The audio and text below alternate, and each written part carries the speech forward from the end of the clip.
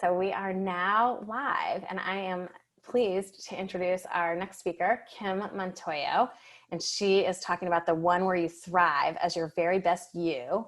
And in this session, she's going to focus on how you can prioritize wellness and personal development to ensure your success, regardless of what's happening around you. And I will just turn it over to you, Kim. And if anyone has questions, then again, feel free to put it in the chat and I will be monitoring that. So take it away. Awesome. Thank you.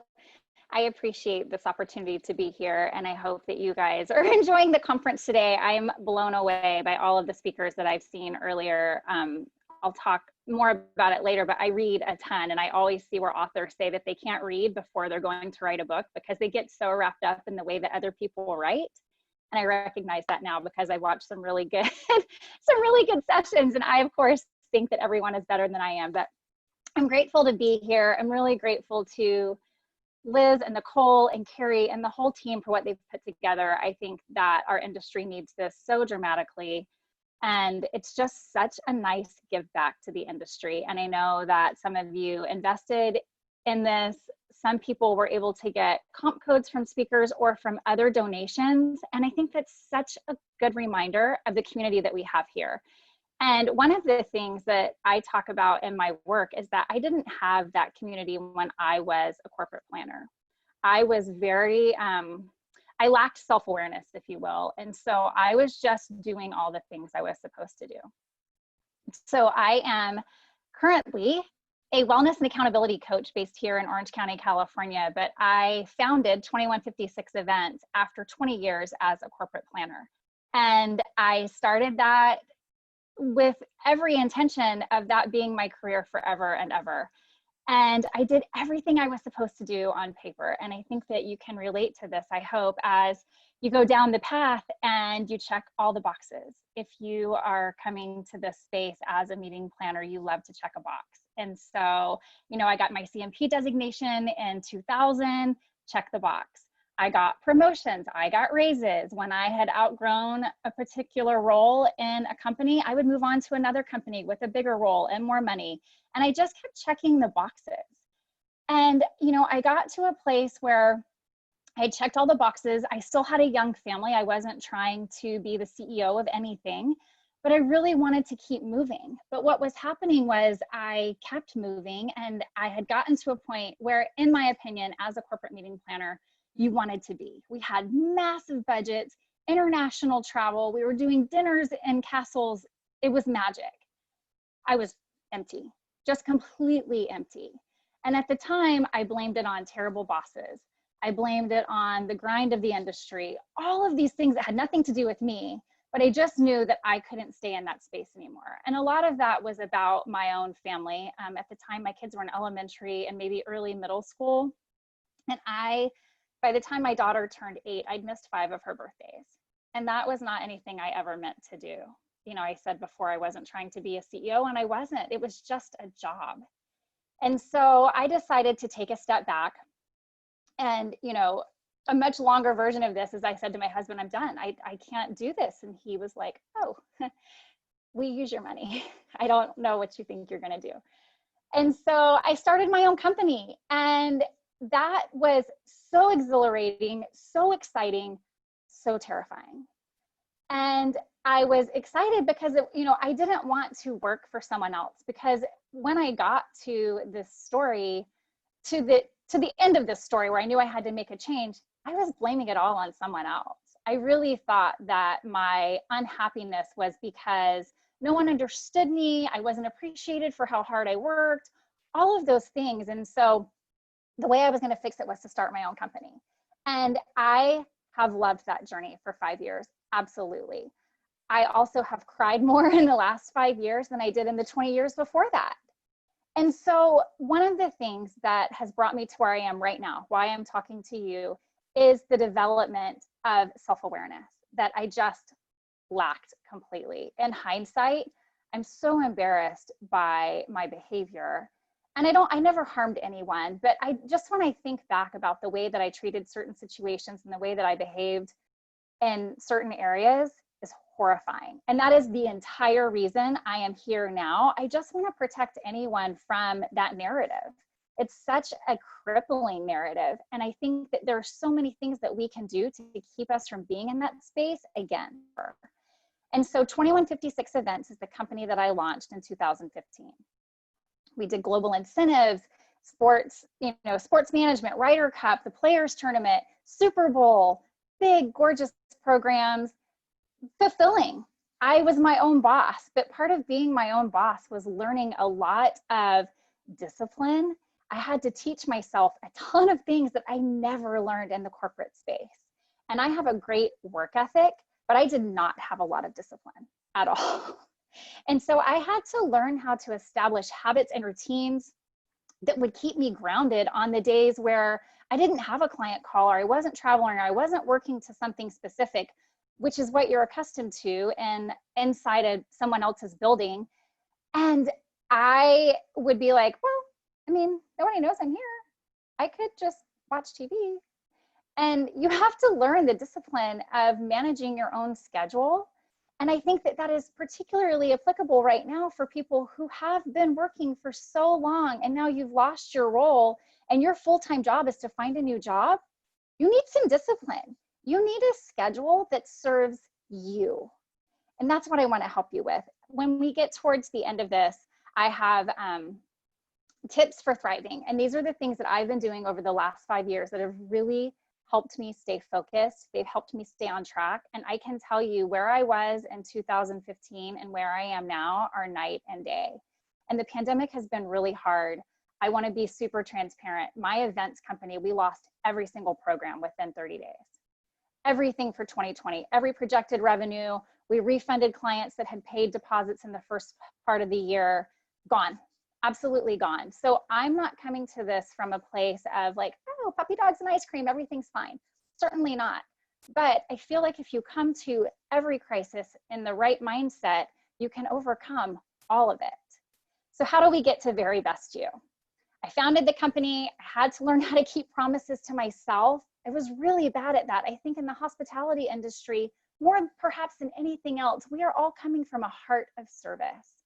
We love this business so much for what we're doing for other people. We love the experiences that we can create for other people. We love the way that we can light people up through live events. And what happens is we don't ever give to ourselves first, ever. And I really had to learn how to keep a promise to myself. That has been foundational for me as I've learned how to thrive. I really do like that word so much. I love that it's Ariana Huffington's company. She has a great podcast. If you're looking for resources, thrive. That's what we want to do. We don't want to just survive. We don't want to be like baseline okay. We want to thrive always. And that's not related to money. That's not related to a title. That's not related to the company you work for. That's about you. That's about what's happening here and here. And that's why Carrie has put me in the woo-woo room, right? We're talking about how you make yourself okay. Is this resonating with anyone? Can you just drop in the chat for me that you hear me, you feel me, you want to keep going on this? And I can only see Marianne's sweet face and Sandy's face, which I appreciate. Marianne is listening and I love that. Just want to make sure that we're like sticking with it here. Marianne said, I so know the story. Awesome. So I started my business. I'm a few years into the business and it's still really hard. I'm doing these really high profile events. I mentioned we're doing Ryder Cup, we're doing Super Bowl, we're doing the Players Tournament, we're doing incentives everywhere.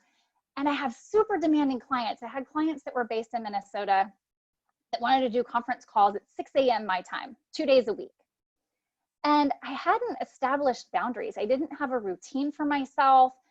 And I was doing more of what I wanted to do. I had more flexibility in my schedule, which was really important to me, but I was still struggling a little bit.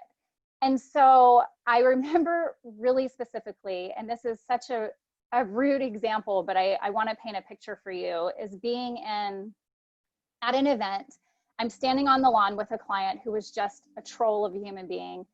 And he just wanted to stomp all over everyone as a matter of ego. Like it didn't even matter what the issue was. And he wanted something done that our team just couldn't achieve. Like it wasn't going to happen.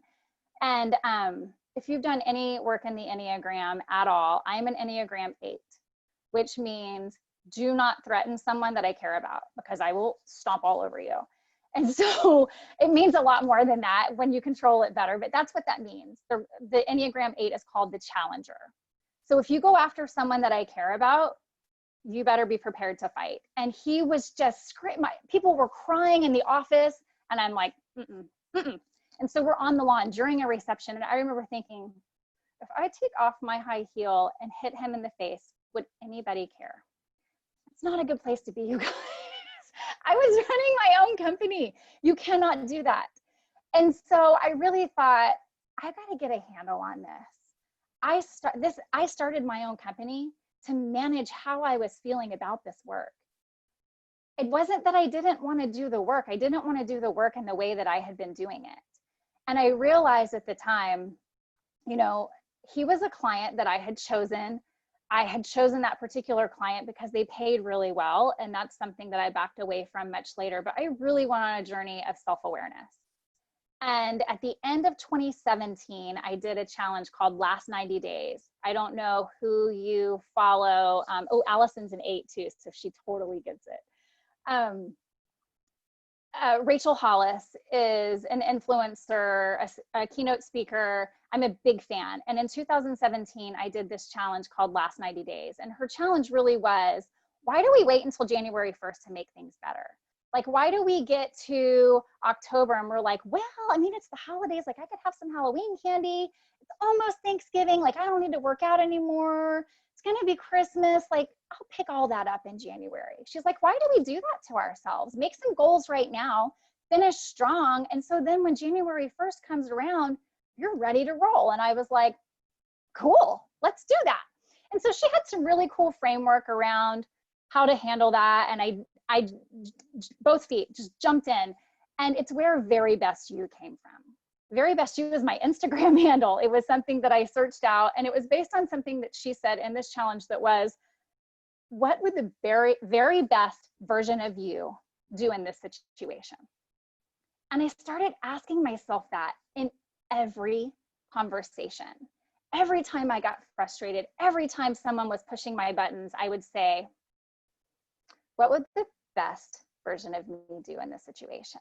And it certainly wasn't stabbing my client in the eye with my shoe, right? Like, I had to take a step back on all of that and think, okay, this isn't about me. None of it's ever about you. That particular person is long gone from the company that he was with. He was embezzling money. I mean, it was like a whole thing. That was never about me, but I never had that perspective. I was too far in the weeds and not spending enough time really looking at things at 30,000 feet to understand that the things that I was suffering through had nothing to do with me. I really needed to look at things a little differently. So that was where I started to just really dive into personal development, my own self-awareness. I am obsessed with personal development. And part of Last 90 Days was to get up earlier. And I already got up kind of early. I'm a morning person anyway, but this particular practice was to get up an hour earlier than you usually do and give that time to yourself to do whatever it is that you feel like you need. Maybe you want to work out, maybe you want to do a devotional, maybe you want to read. And I started reading personal development books in that time. And I made sure that I got up early enough that I had an hour to myself to drink coffee and read and journal and do these things that I wanted to do before either of my kids got up, before any client needed me, before anyone needed my attention. I had the opportunity to get my mind right. Does anybody have a ritual that lets you get yourself right before someone else needs you? Do you have that? No. No? Okay. How, do you mind saying how early your world starts? Like, when's the first time someone else requires your attention? Whether it's like what time your dogs eat, what time you do work, like what's that timing? For me, it's like 7:30. Okay. Michelle says she's trying to get there. Someone needs you at 6 a.m., Michelle. Shit, that's early, quite frankly. I put guardrails in and try to ignore my phone. That's good. Yes, 2039. yes. Amanda, I can't see your face, Amanda. I don't know how I have my screen set up, but I just see my own face, which is annoying, but that's a good one. My phone is on do not disturb every day of the week, all the time, 9 p.m. to 7 a.m. I do not touch my phone before 7, and I do not check email before 10 a.m. Granted, I run my own business and I've been doing that for 5 years. So that's just something that lives in my world, but I don't allow anyone to steal my energy before I'm ready. And by laying that groundwork, I've been able to ensure that, I do pick up my phone because I love Instagram and all of those things. And I put content out on Very Best You, but I do not pick up my phone between 9 p.m. and 7 a.m. ever. And I do not check email before 10 a.m. Kim, what's the time difference between like checking email at 10 and then when your first like client contact or need is of the day? How much buffer is there in that? Well, there's tons of buffer right now, simply because Yes. yeah. With my coaching clients, everyone is here on the West Coast, and so in taking on that role, I don't do client calls before 10 a.m. either. Okay. And so if I know that I have a meeting at 10, I will like pop into my email at like 9:30. Okay, so That's a really good question. Yeah.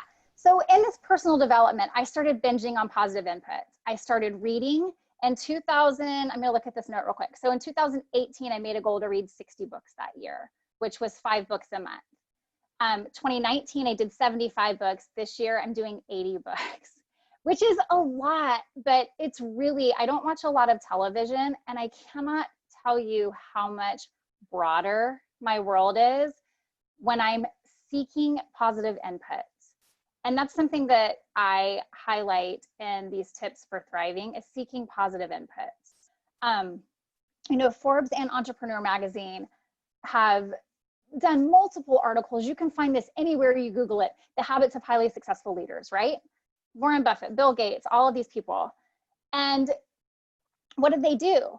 They, this isn't that, but that's okay. They read every single day. They make the time to read. I'm also a huge fan of Jesse Itzler. It's Sarah Blakely, who founded Spanx, her husband. He's fascinating. Read every day. You also make your health a priority. These people that are running massive companies understand that if they are not performing at peak levels physically, they cannot perform emotionally and mentally. And sometimes I get a little hung up on that because I'm not particularly thin. I don't like running. I'm not a fitness coach, but I do exercise every day to increase my mental capacity, to make sure that I am in the right frame of mind for whatever is going to come my way. It's a really big deal. And it's something that I started learning as I went down this professional development path. Learn from people you admire. I was in preparation for this and some other things that I'm working on. Bill Gates does, I think it's called Read Week. And he goes to some beach house he has on the coast of Oregon and reads for a week. Well, that's a beautiful luxury, isn't it? And, he and Warren Buffett are best friends. Well, they travel in the same circles and all of these things. There are so many people you can learn from that you don't have to be best friends with. I've been really, really blessed to meet some amazing people in the last couple of years because I was open to it. When I talked at the beginning of this about how I didn't have that network in the corporate world, I was just so focused on getting work done and checking the boxes. I was not open to those relationships. I have a lot of friends now where we'll message each other back and forth. How are you doing? You did so great on that. You guys, if you had asked me 5 years ago if that would ever exist, the answer is no. I would have said you're woo-woo. You're living somewhere else. But it does exist when you open yourself up to the idea that people want to help you. I didn't believe it because I wasn't capable of it. And I think that's something, as you go through navigating, looking for a new job or considering leaving the hospitality industry altogether, I've heard that a lot recently. We have so many transferable skills, so many. And I think that one of the things that holds us back is our own limiting beliefs that this is what we're supposed to be doing. No, we can do anything. And there are so many people. If you connect with every person that you've been in a room with today on LinkedIn and say, hey, do you have any leads? I guarantee you at least 50% of them are going to send you a lead. People want to help you, but you have to be vulnerable. I'm going to go back to the habits of highly successful leaders. Read every day, make your health a priority, learn from people you admire, keep your goals in front of you. You know, you've totally heard the quote about if you don't know where you're going, you're never going to get there. And I have done really long-term goals as part of my planning. I have 10-year goals. Well, I've also heard multiple people, including Rachel that did that great keynote today, say, yo, sister, you need to take a look at your goals. Find something that you can achieve by the end of this year. Whatever that is, I want you to get real about what you can accomplish before the end of this year. Maybe it is having a new job. Maybe it is surviving homeschool. I have a son in college and a daughter in high school. It's not as big an issue for my family because my kids are working autonomously. I also have a lot of friends that have much younger children. This is not a joke. Maybe your goal is to get through a semester of homeschool. Whatever it is, put it in front of yourself so that when you're planning your day, you're planning your time, you're planning the way you're going to spend your energy, you are working toward that.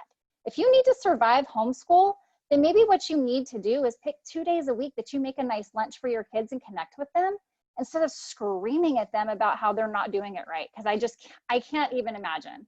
I know, Michelle, you have kids that are homeschooling. I know this is not easy, and I want to make sure that you understand this isn't just about finding a new job. This is about making sure that you feel good about everything all the time. The last thing that highly successful leaders do, based on my research, is they prioritize gratitude. And this is a really big deal. Every morning of every day, every week, whether I'm at home, traveling, I name 10 things that I'm thankful for. And sometimes it's like 10, like 10. Yes, 100% you can come up with 10 things, because the more you name things you are thankful for, the more things you see that you can be thankful for. And it can be super simple. A great cup of coffee. I hate birds, but maybe you love the sound of birds chirping in the morning. I really like to go for walks. And some mornings I just think, what an incredible blessing. We live pretty close to the beach and I can put my toes in the sand on a walk. Man, I don't ever want to be a person that takes that for granted. And every year, we have lived in the same house almost 18 years. For 15 of those years, I can tell you I went to the beach maybe once a year. We are a 6-minute walk from the beach. I'm at the beach at least 3 days a week, simply because I love the sound of the waves. I want to walk along the shore. I do not want to take for granted the blessing that is mine. And there are things about your situation that you can be thankful for. Even those kids, man, I have a 16-year-old daughter in my house. There are so many people that have prayed for a blonde-haired, blue-eyed daughter that would sass them all over the house. I am thankful for her. Find 10 things. If you don't want to find 10, find 3. 3 things every day to be thankful for. World's most powerful leaders practice gratitude, and you can do it too. It's so simple. You just put it in a notebook. What are you thankful for today? Just focus on that. Something in the last 24 hours. So we have talked about where I was, where I've been, where we want to go, right? Everybody with me? How does all of this apply? Someone please in the chat, just tell me you're there. We're here, we're listening. Okay. We can't wait to hear. Okay. So I really do, my first word of advice and my first requirement of you, identify what you want to accomplish by the end of the year. I think that all of us, even by being a part of this conversation, Age of Conversation Summit, you invested time and money in trying to learn something that you might not have known before. If you don't do anything, just find one goal that you want to accomplish by the end of the year. It could be grow a garden. I planted cucumbers and tomatoes earlier this year. I planted them on Mother's Day. We have had an abundance of vegetables. It is the most fulfilling, coolest thing. I mean, it doesn't have to be work related. Maybe when you got furloughed or laid off, you got a great package, write it out, babe. Just find something that you really want to attach yourself to through the end of the year and work on it every day. I want to go to this list of ways to thrive, and I'm going to talk through each of them a little bit, and then we'll open up for Q&A for sure. Unless anybody has any other questions, I'm just going to keep going. So 5 things. Number 1 is gratitude, which I just talked about. And I mean that so sincerely, because what happens when you're looking for things to be thankful for? You find more things to be thankful for, right? Like someone lets you go in traffic, which traffic has started picking up around here again, and I don't love that. And I just go, thank you. That was like, thank you. That could have been something else. Gratitude, you know, a lot of people, and I have seen it today, and I know this for myself as well. Really, I miss my coworkers. I miss hugs. Maybe flip the script on that.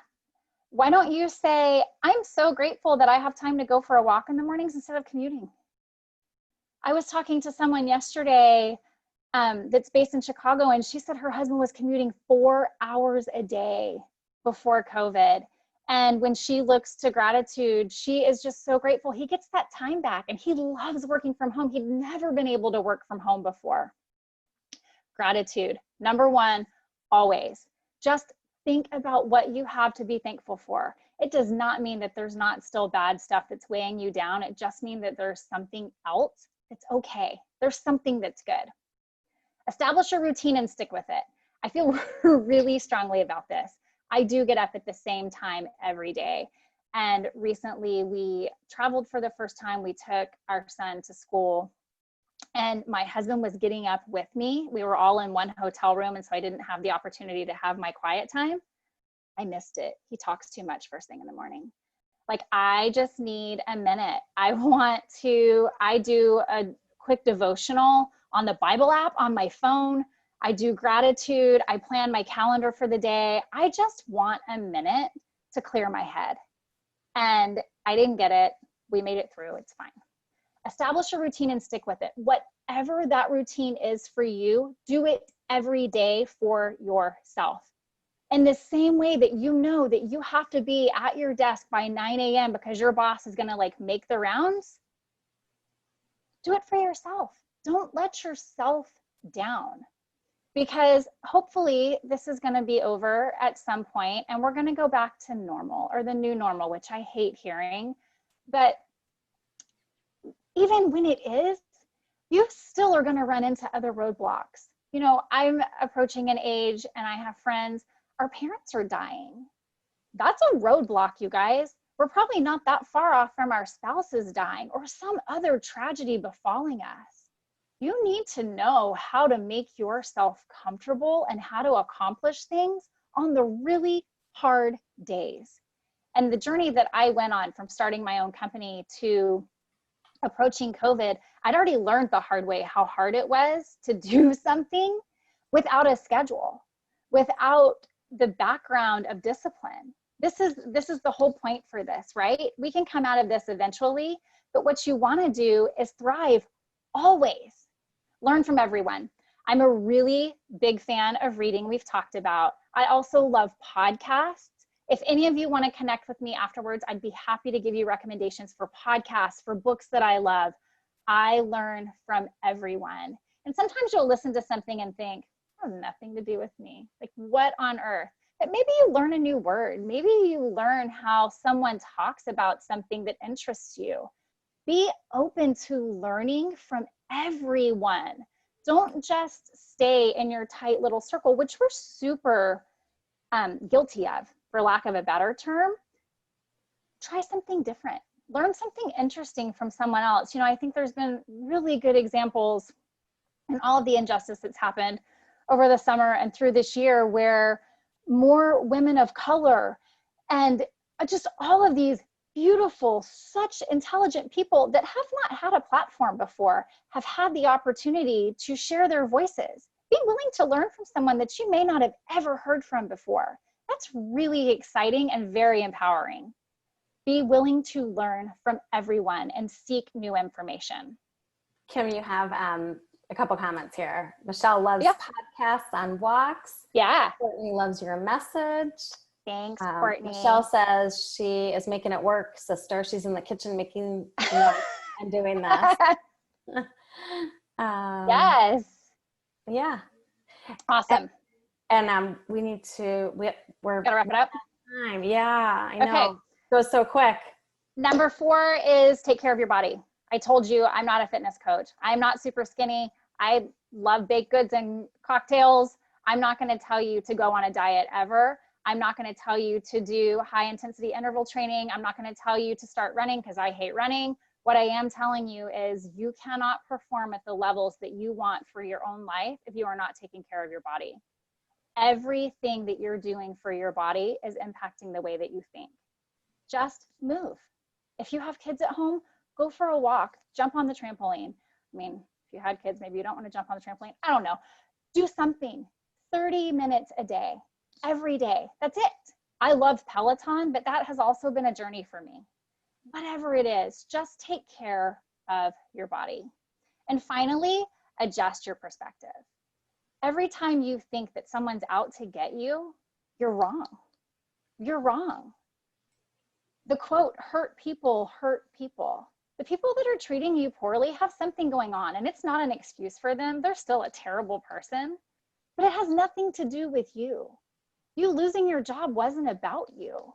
It wasn't about you being unqualified or unfit or low man on the totem pole. That was a business decision that a company had to make to keep themselves afloat. It wasn't about you. Shift your perspective on things.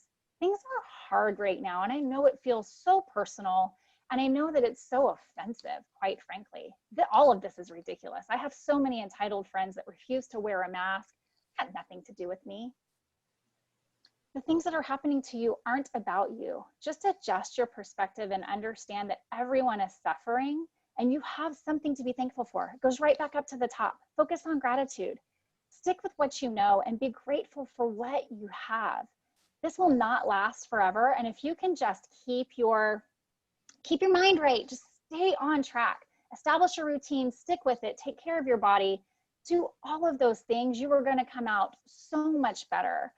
Sandy, if you'll put up my slide for how to reach me, I'll jump over to Central Perk. I don't want to take time from anyone else that's in this room.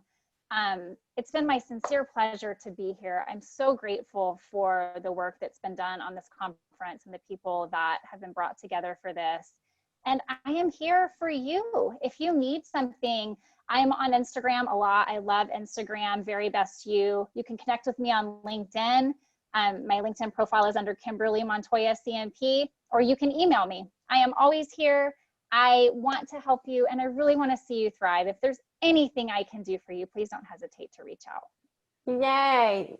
You have so many comments. Baked goods and cocktails. Haha, I love it. Thank you. My livelihood. You're awesome. Thank you. Thank you. Great advice. So I see that. Thank you. I hope I don't know what everyone could see, but you know, Kim's email is coaching@20 spelled out 20156.com. And like she said, on Instagram @verybestYou. And she's also on LinkedIn. And what a positive, uplifting session we had. Thank you so much. We got this, you guys. Yeah. So if anyone wants to head to Central Perk, you go back to the main Kiko channel, and it sounds like Kim is going to go there. Yeah. And I know Courtney is in the room ready to practice for the next session. So if you want to stay, we're just going to do a little rehearsal here. And otherwise, have a great day. Enjoy the rest of the sessions. And thank you so much, Kim Montoya. It was awesome. Thank you, Sandy. Sorry to miss your session, Courtney. I know you're going to be amazing. I'm going to pop over to Central Perk, you guys. All right, I'm going to stop recording and stop sharing, and then we will get going on a little rehearsal here.